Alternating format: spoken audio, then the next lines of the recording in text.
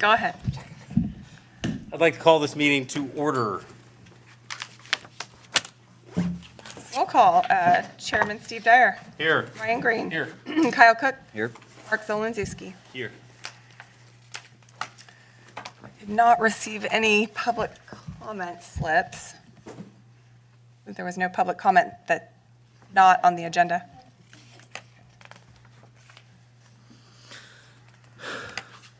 No public comments on items not on the agenda. Moving on to, is that correct? So, Yeah. Moving on to approval of the minutes. I'll approve. I was not Motion to here. approve. I'll second. You can just abstain. I'm sorry, who made the motion? I approve. Kyle and Mark. Okay. All right. Kyle Cook. Yes. Mark Zolenzewski. Yes. Ryan Green. Yes. Steve Dyer. I'll abstain, I wasn't here. Thank you. Is that loud enough? Yeah. You're good. All right, next item on the agenda. Public hearing for, and a recommendation to city council on application 7-2-20, zoning text amendment. Two ways we can start this. Would the applicant like to come up? I heard there might be a presentation. Does that sound like a great way to start? All right, let's do it.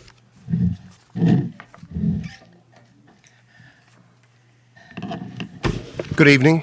My name is Mike Lascola. I'm an external affairs manager with AEP Ohio. I have a team with me tonight. Renee Shoemate is also an external affairs manager. Melinda Bain is with AEP Corporate, and Kristen Grillo is with Bloom Energy. She's the technical expert on the equipment that we are talking about installing in Johnstown. Thank you for having us, and hearing our request tonight. What we would like the Planning and Zoning Commission to hear is a proposal to amend the language in the zoning ordinance to allow for non-combustion, distributed generation fuel cell technology to be installed in Johnstown. And I think we just need to have the commission listen to what fuel cells do and what they can do and why we're trying to have this installation. Kristen, do you have? And we'll answer any questions that the folks in Johnstown may have.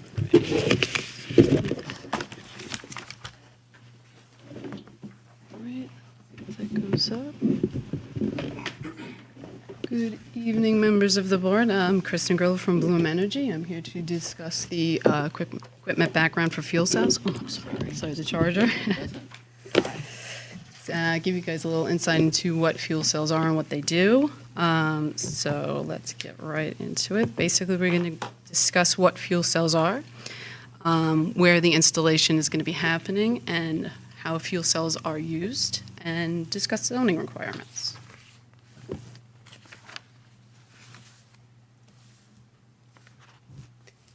Some background on the fuel cells is basic of why fuel cells. Sorry about that. There we go. Fuel cells are very reliable. They run 365 days, 24 hours, 7 days a week.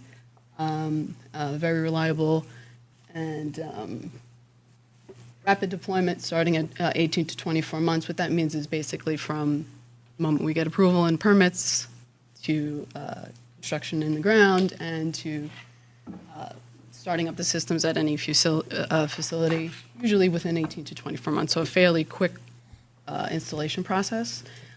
Gas availability is definitely a major timeline driver. Biggest problem in like the Northeast is ISO studies and depending on utilities, and that usually is a driver on our schedule. Zero combustion.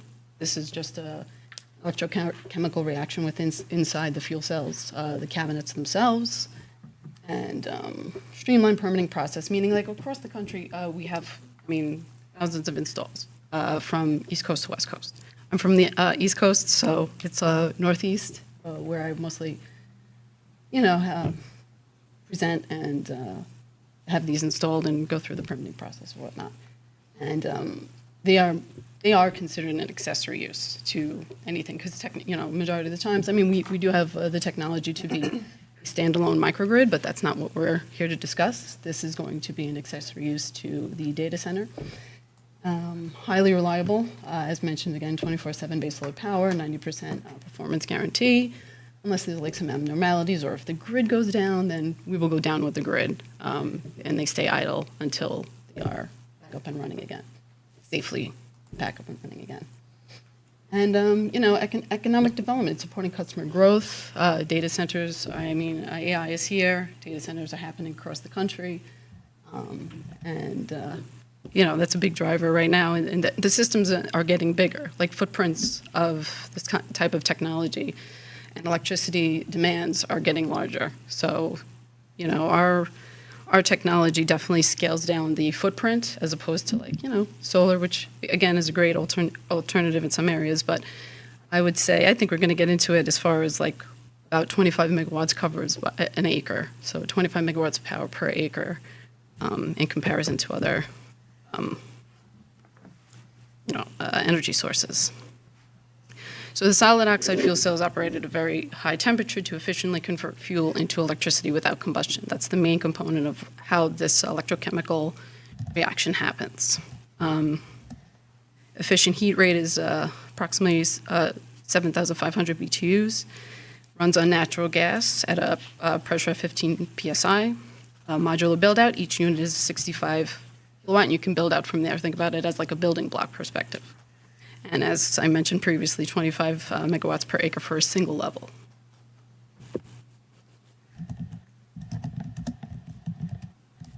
Now this slide gets into the nitty-gritty of how the fuel cells actually work. So the fuel cells themselves convert the fuel into electricity without combustion. The fuel cell, the electrolyte is pretty much a ceramic tile, if you will. That's what it basically is in comparison to. And it's coated with this proprietary chemical, which will then react with the anode and cathode sides. So you got your cathode level, where that's where ambient air, oxygen flows through into the cathode side, and it will react with your fuel, which is, in this case, natural gas. That's your hydrogen component. And once the oxygen ions, react with the fuel and the fuel cell, within the fuel cell, that's how it produces electricity. There's no combustion. It's just that electrochemical process reacting within itself, creating electricity. So then number 2 shows you the fuel cell as it is, and then as you stack them, that's how you generate more power. And when you take the stacks and you enter them into the power module, that's your cabinet, that's your one cabinet. Then go into your actual energy server facility, which is it's like building blocks. So you can build up power based off of that. Like each power module will be built up there. These could be stackable. Again, this could be laid out on a single level, depending on how much power needs to be generated to the facility. So use and zoning matters. Bloom Energy servers have been classified as accessory use equipment installations throughout the country. Sorry, that's a little bit repetitive. Subordinate and incidental to primary use. So, it's accessory use to the building because we're only serving one building. We're not serving a bunch of buildings. So in a zoning matter, that's it's as an accessory. That's why it's recognized as an accessory, because it's within the zoning lot and it feeds into that primary use building. It's relatively small equipment that powers the site itself, as you can see in this picture. I mean, this is I believe a site in California. It's right next to what looks like a cafeteria, like outdoor dining area. They're quiet. The sound, quiet relative to, there's fans. That is what regulates the temperature inside the fuel cells. And there's some steam produced, but it's recycled within the systems. And there's, with that, sorry, let me roll back a little bit, talk about a little bit water. Water usage is only used for startup. It's not used throughout normal operations. So water is used during startup. It's pumped through the systems to help regulate the temperature while it's starting up, and that's where that steam reaction comes in. And that's how, it exits through the top of the systems, through, relative fans, and the systems regulate the temperature that's going on inside the fuel cell cabinets. All right, that's the end of that's the end of the presentation. Any questions so far? Sorry if I was going a little fast. You said water is used only during the startup. Is the startup just once, or is it daily? Is it after it goes down Once. and then once? Yep, once it starts up, unless for, safety reasons, if we have to shut down the machines, like if there's any kind of irregular, the machines have safety mechanisms internal to the fuel cells that can detect if there's like a gas abnormality or anything like that. It'll shut down the systems, sense it. It's also remotely monitored 24/7 for those abnormalities. So if there's any kind of, gas pressure, or if there's something, an electrical abnormality, there's safety measures to shut these down. And if they're shut down for a certain period of time, I forget how long. I think it's probably longer than 24 hours. Then we'd have to go through the startup process. Kind of rare, because, these are grid parallel. So if the grid goes down, the fuel cells will go down, run idle. As soon as the grid's back up, and they start up, no need for water there, because usually So it's not long enough. if the grid affects them, does that affect the grid of everyone around it too? No. No? The systems will just automatically shut down and not produce power, and just run at an idle state. So, all right, so you're saying it burns natural gas, not technically though. It's just a chemical reaction. Yeah, no burning. Enclosed system. Yes. Okay. So when you're saying that it does use water initially for the startup, are we talking about filling a swimming pool, or are we talking filling my washing machine at home, or? Well, it definitely depends on the size per server. Okay. So I think it's about 0.08 per minute Okay. of water usage that comes out. So, and that runs for about, startups usually about approximately 18 hours. So give or take, I'm bad at math, but I could get you the figures if you like. There's also a conversion factor. My question was, so there's water going in, so you're hooking up to our water systems. Is this hooked to the sewer in any way? No. No, okay. Because that was my one question with waste. If there is any waste, or if there is, God forbid, something happens, where does that run off?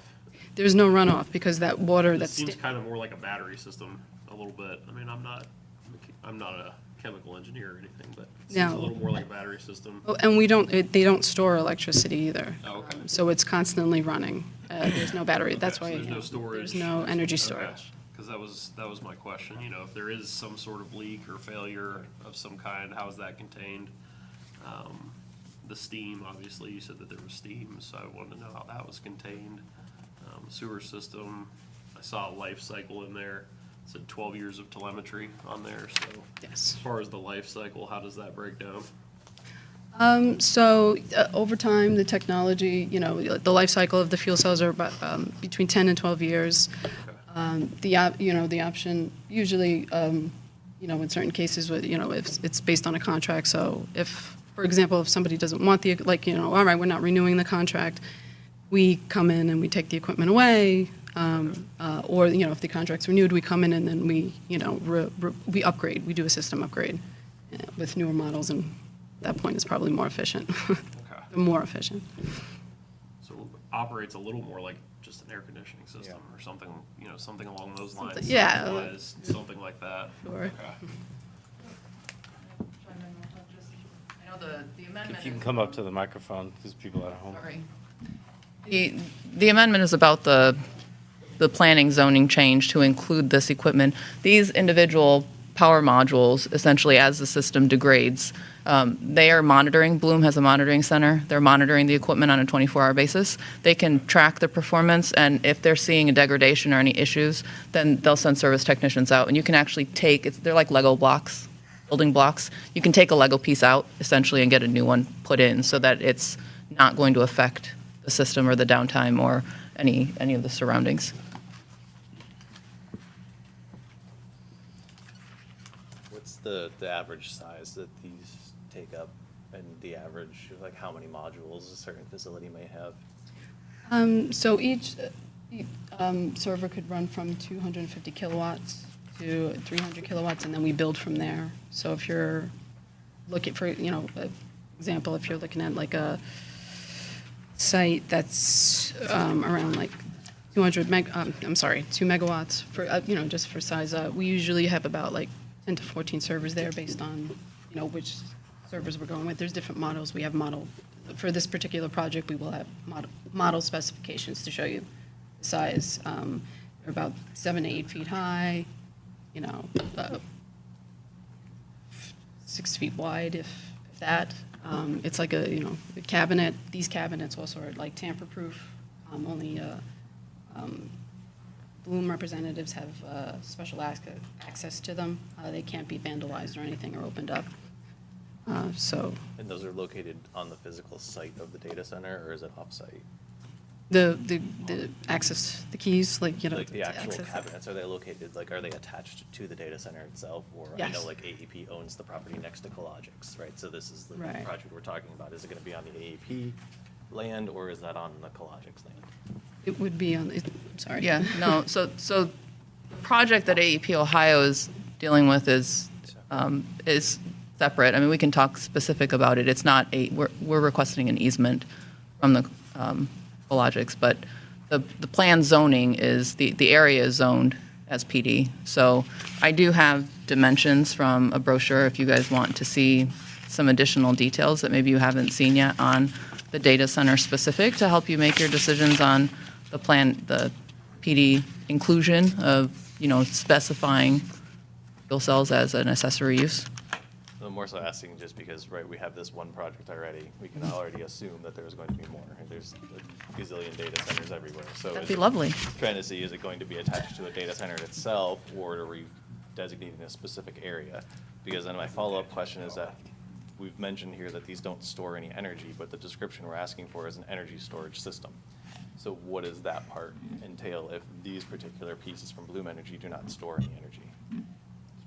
So the Bloom equipment does not store energy, and the way the Bloom equipment with how AEP has contracted, AEP Ohio has contracted with Bloom for the project, they're not going to backfeed into the grid, so it's not storing. So the way the amendment language was written up, it was really just to help be more inclusive to green energy. So not specifically, AEP Ohio isn't necessarily needing batteries there, but in the future, if something did come up, we thought that it would still be a nice way to have the amendment change once instead of having to come back in the future if something else were to be needed. So there's a big giant unknown there of Yeah, what we 'cause actually want. for that energy does storage. open it up to other things outside of what we're discussing today, I guess is what he's bringing up. Correct. The details of what we went over initially, I mean, the amendment language really is focused on the zoning change. We were just trying to give you guys some additional details around what fuel cells specifically are, since fuel cells are new to Ohio, essentially. We don't have any fuel cells installed currently in the Ohio area. So we were trying to give you guys some more background on what fuel cells were in that piece, what you would be approving with the language change. I guess though, and not to step on what you're saying, Mark, but maybe to go off of it a little bit, it's still though is it going to change it to where it still says energy storage system? Yeah, that would be in the code as proposed. I wasn't concerned about that mainly because any of the battery storage systems, at least currently, have a similar modular nature as the fuel cells, or at least a lot of them are. And so, again, because those are kind of innocuous from a noise, emissions, things like that standpoint, I kind of lump those in with the same kind of fuel cell technology because of what I'm reviewing is, impacts to air quality, noise, things like that would cause, nuisances for issues or other properties around. I don't see much of a difference between the two, to be honest. And I think that keeping in line with that of minimizing code changes in the future, I think it's not unrealistic that some on-demand storage would probably be proposed with the facility. So it does somewhat, I hate to use the word future-proof, but it does at least look to the future of what could be coming along with this. Yeah. Does Bloom, you're going to install Bloom Energy fuel cells? They manufacture them themselves? Is that correct? All right. And are fuel cells Are they an explosion risk?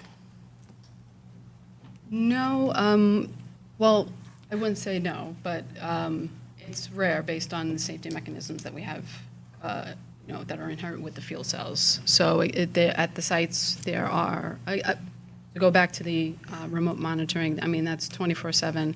Any abnormalities detected, again, electrical, gas pressure, any kind of emergency, will automatically shut down the fuel cells to make them safe. Sure, but it is a fuel cell. so, Right.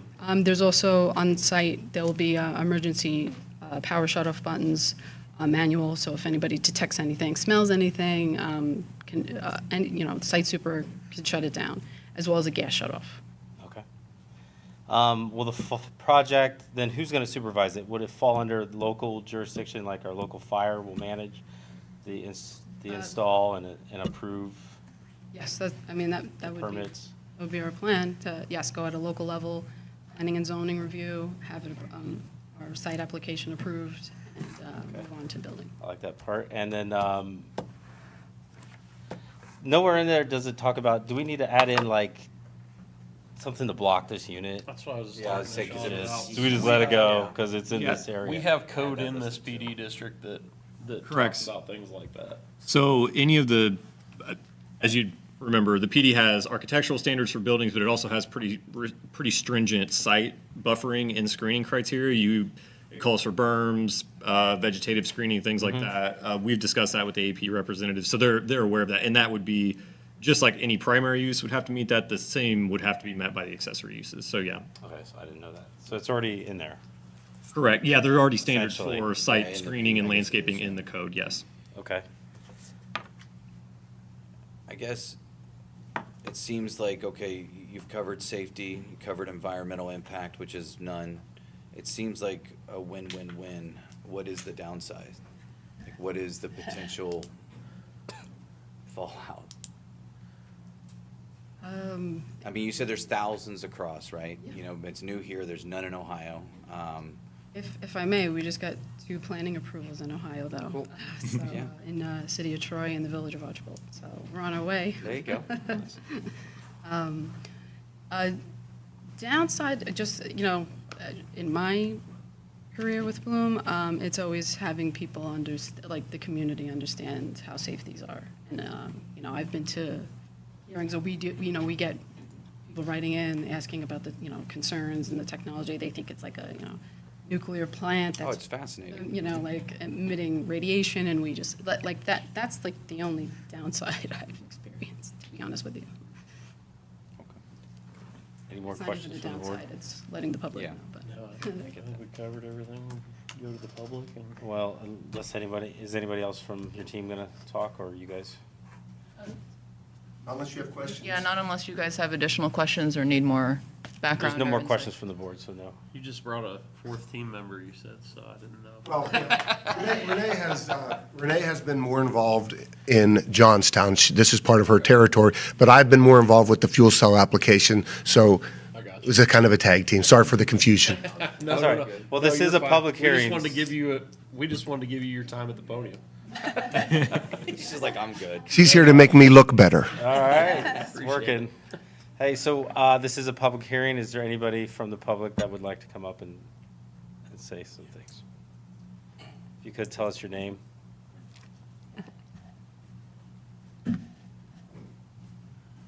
My name's Franz Stein. I'm on the design review board, but that's not really relevant. I'm just curious, what kind of, we talked about screening and stuff, what kind of security fencing, or is there gonna be like ballistic walls, chain link fences?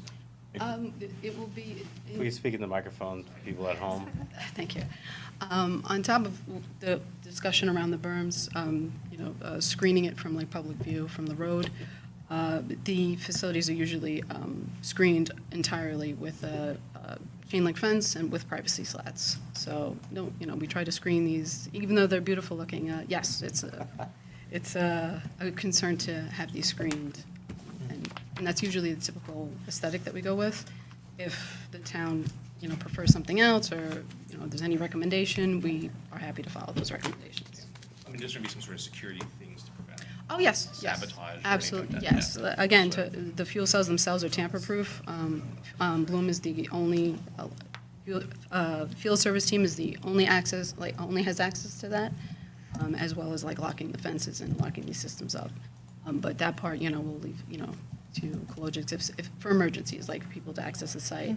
And they're relatively monitored, even in person. Like, we'll have field service come and check on these systems 6 months or as needed. So if I'm under understanding too, these facilities are usually under 24-hour security.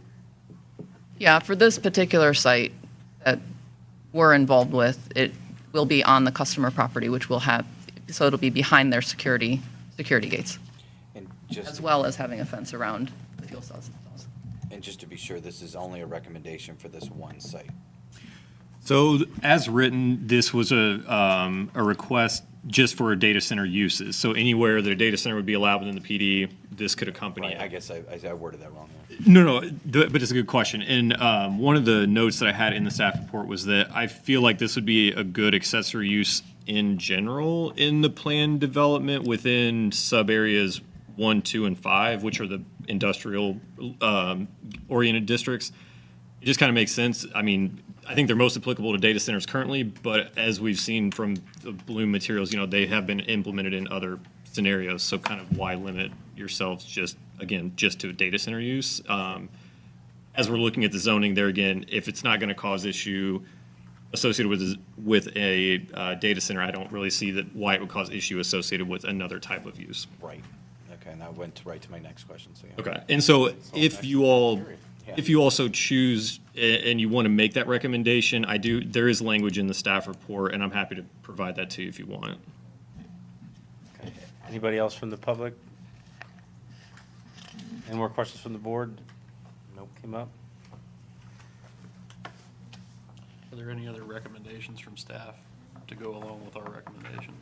No, that was the only one. If you all are so inclined to expand that beyond just the data center, that I think that's a reasonable Do you have inclusion. something to say, or you agree? Yeah, the only thing I was gonna add is, if you've been reading the news headlines lately as far as, energy, generation, there's alternatives to what they are proposing. We are obviously, trying to position Johnstown in a way that is not, inviting to those alternatives. And we felt with the strong position with this, particular allowability, that we're offering that alternative pretty definitively, and drawing that clear distinguishment between non-combustion. Regulating utilities is a problematic piece because of the utility nature, sometimes have different powers that be outside our levels, but all those things will be fleshed out, I'm certain. But in the grand scheme of things, there's some combustion generations that are happening in close proximity. So in the world of what it could be, this seems really cool to me. Yeah. So. I agree. Before we make any recommendations, I would like to hear what you've written in the staff report. Could you read that out loud? Yeah, sure. I didn't have language specifically for this, but I can give some. Basically, what I wrote in the staff report is the applicant is requesting to allow this non-combustion-based power generation to occur as an accessory use only for data centers. If the Planning and Zoning Commission and City Council desire, this use could be expanded to all allowable uses within Sub-Area 1 or within the planned development district. And then I furthermore wrote, as this is a use that does not generate traffic or utility demands other than the minor water demand that was discussed this evening, this accessory use could be applied to the PD district to facilitate a more robust build-out of the lands within this PD.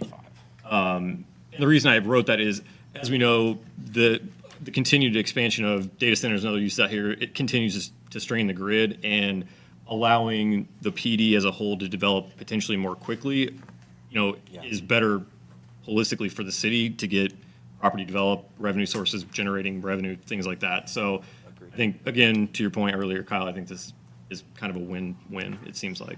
All right, we're not the first one to venture into it either. What sub-areas 1, 2, and 5? You mentioned that earlier. So sub-areas 1, 2, and 5 are the areas, sub-area, Do you want the, I can, I can grab it. okay. Or is your presentation complete? Basically, sub-area 2 is everything north of Duncan Plains where the old Enterprise Park or the, Yes. yeah, that area is. Sub-area 1 is where the Collogic site, it basically is being located. And then sub-area 5 is the area that is adjacent to Green Chapel Road that goes north and butts up with sub-area 1. Yeah.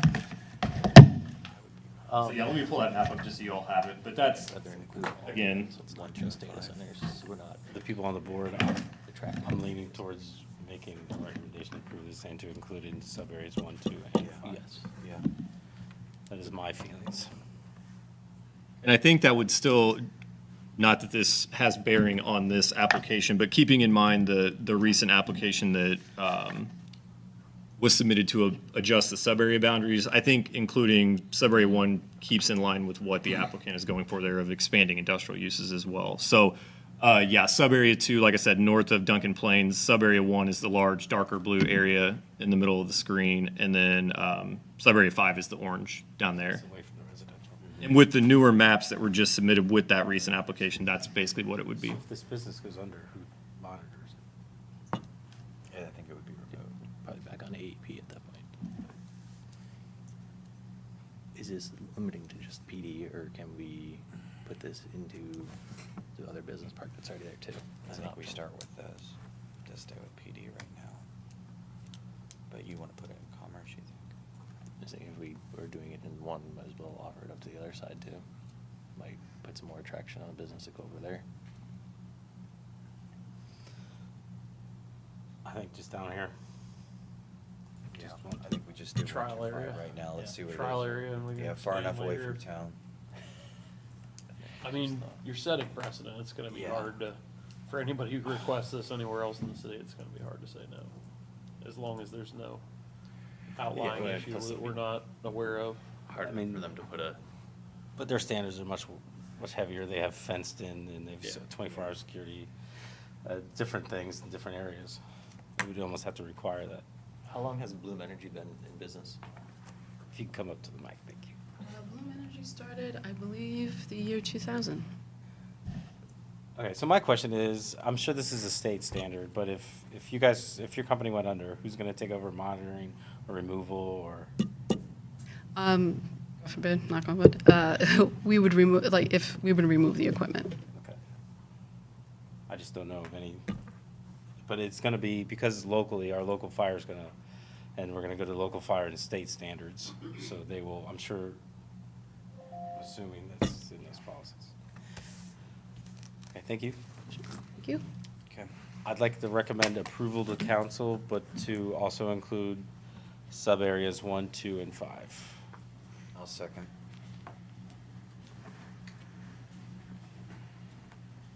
Okay. Steve Dyer, Yes. Kyle Cook, Yes. Mark Zolonczewski, Yes. Ryan Green. Yes. All right. I'll pass along your recommendation to council. All right. Okay. Item number 6, other business. Thank you all for that. Yeah, thank you. Thank you. The kids in the back, they have other business? Anybody have other business? Paxton Nolan, any business back there? Funny business? Hearing none, I'd like to move to adjourn. Wait, We do have we one. have to have our house plans approved that were submitted. I'm sorry, there wasn't anything else on the agenda. What, Our builder submitted house plans quite some time ago to be approved. Today was the first zoning committee, I think, that have to go to. Was that design review? I have no idea. What's your address? 70 North Main. Who told you you were on the agenda tonight? Well, I guess this was the first zoning committee who was, where it's supposed to be approved. I don't have it on the agenda. I don't think I have any of your materials. Submitted them to someone on. Did they go to Terry? Or Yes. did they, did they say who they went to? Who's the builder? Who's the builder so they can look it up? Grimes. 70 North Main. Division. I'm gonna have to look. I didn't have anything else for the agenda tonight. Design. Vision design. I'm sure they sent it in. We just need to figure out who Sent them in a who it long went time to. ago. Yeah. So they've done work here before, so they know the process. Vision I design? don't have it, Yeah, I've never, Design, they've done a lot of work in Johnstown. Yeah. what are you having done? We're adding on a room, and the side of the house needs to be rebuilt. There's water coming in the basement, and stuff, so we're rebuilding the side and adding a room and a bathroom. I haven't seen any materials Well, he on gave that. Terry several months, a couple I'll have months to ago. look and see if But I can we're find not your gonna file. get it tonight then. No, I don't have any of your materials, but I'm happy to look. So who does it have to go to if not to Terry? Who's it- I'd have to see the application. I can look tomorrow, Yeah. Does it need to go to you? probably. Does it need to be submitted to you or to- I'll add some, He may maybe some have clarity something, to I just this. need to- Terry is no longer with the city. So, yes, so what we will do is we'll go into his email records. We have access to those. If you have a name of the sender of the email, we'll certainly search that in his email folder and see if we can find the document that you're referencing that he received, and then also see if there was any communication between Vision Design and Terry referencing, meetings or submittals and things of that nature. But at this time, since Terry's no longer here, we don't have anything to go on. So to be fair to Teresa and myself, He may have something in may his have office, I something, just but- have to Yeah, look. We were they never submitted aware. The design and everything. Okay. I have a copy on my phone if we could bring it up. More information you can provide so that Teresa and I can do some investigative work to find out where this email is, would be helpful so that we can, I would like to say, we'll try our best to fast track it. Usually there's times and requirements, but we'll do everything we can to kind of pick up wherever it got left and see if we can help get this thing moved along. But I don't have any reference other than what you So it just. sounds like the builder told you that it was submitted and that you were to show up to a meeting? Okay, and you guys are trying to remodel your house, Yeah. and how long have this been going on? Well, we started 2 years ago. He submitted a plan, I could look it up, but he did talk to Terry several times. He said the plan was submitted to Terry and he was waiting for a zoning meeting, which the last one was canceled, so this was the first one. It's a one-story, one-room, it's not, Yeah. and it's on the back of the house. It's Certainly. just gonna be the same as all the rest of the house, white, black. So they'll take your permit application and then based on the scope of the project, they'll designate what you need as far as variances or just permits, design review board, He was all told the that above. He didn't need a variance. Okay. Because I asked him if he was coming tonight, he said no, there was no variance. Yeah. Right. So it So, sounds I like mean, you it's, just need it's to see hard it. without knowing the project hundred percent to say what you would need, but once that's submitted, then staff will take a look at it. They'll Okay, figure so- out what you need and then they'll let you know when the hearing is. So, Who Likely. does it have to be submitted to, Ryan? send it in to Teresa. Teresa? Teresa, Yeah. copy me I on. can give the- you my Yeah, card. Sean has You it. can also leave me On your it. contact. I can look and see what's in his office if he had anything. I felt like we'd addressed everything that had already been started, but Yeah. I'm gonna have to take a look. So then we have to wait for another zoning committee meeting? Depends what's It on there. depends on Depending if on it's the zoning or scope of design your review, I project. don't know. Might not So need to if come you- in at If you all. don't, then it can be done through our office and. I just have to look and see what it is. Yeah, depending on the scope of the project, if you're saying it's an addition, I would be very candid with you and tell you right now that if it's an addition, it's more than likely gonna have to go before the design review board, not this board.